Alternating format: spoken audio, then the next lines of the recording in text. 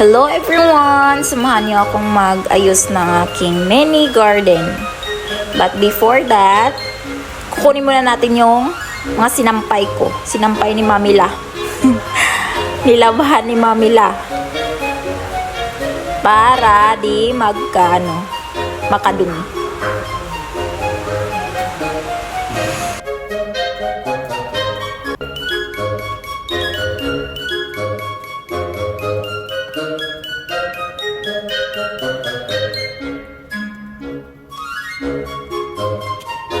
Pagpasensyahan nyo na yung ayos ko dyan guys. Kasi pag nasa bahay lang ako, ganyan lang talaga ako mag-ayos dyan. Simpleng-simple. Haggard. Yan, iniisip ko na kung paano ko siya pagkasyahin dyan sa lagayan. Kaso, yan o, napuputol, naano kasi yung dahon niya, hindi magkasya. Nababali. Kaya dyan, iniisip ko, isip-isip kung paano ko yan pagkasyahin. Yan. Yung rack na yan guys, yung kahoy na yan, damitan yan, sampayan ng damitan, hangiran siya. Yung DIY din namin ni Papa dati, na nasira na.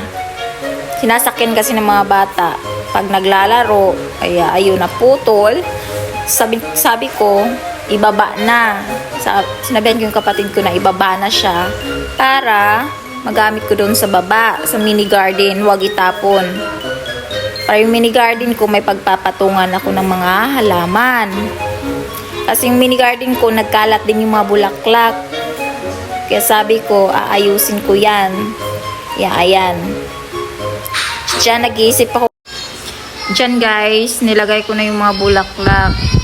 Mukhang sturdy naman siya. Okay. Kaya, pinaglalagay ko na yung mga bulaklak dyan. O diba, sayang din pag tinapon mo yan, magagamit pa.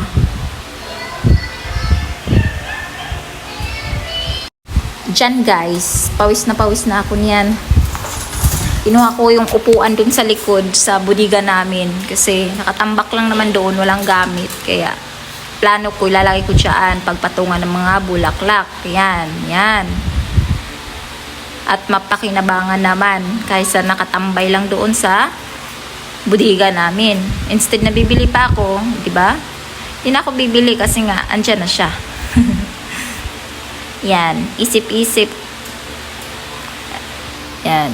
And then, yung shurak namin dyan sa labas guys, kinuha ko din yung DIY ni Papa para sa mga lagayan ng tsinelas namin dyan sa labas.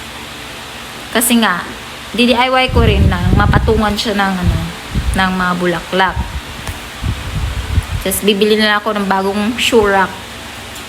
Kasi kulang yung pagpatungan ko ng ng bulaklak. Kaya ayan, gawa-gawa, isip-isip. Andyan na yung mga baby ko dyan guys. Galing sila sa labas. Naglakad-lakad sila. Papawis sila ni Mamila nila. Yan. Madaldal yan guys. Nagdadaldal. Dyan yung nandyan rin yung kapatid ko guys. Tinulungan niya na akong gumawa ng patungan ng bulaklak. DIY namin.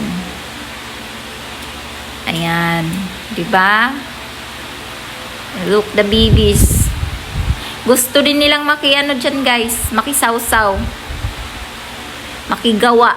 Gusto lang pumunta dyan sa may bulaklakan. Yan. Si Mamila rin nakichika sa akin. More good na daw. Medyo melinis-linis na. Mas maluwag pa siya.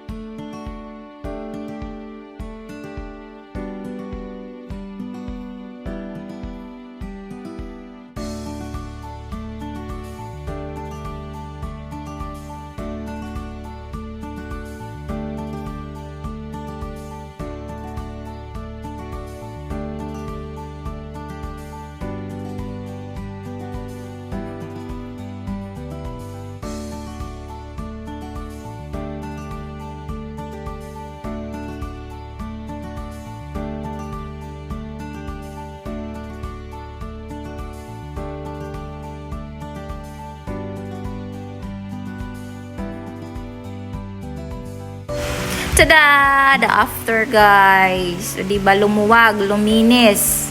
May pakinabang din yung shoe rack at saka yung rack ng damit. DIY ni Father.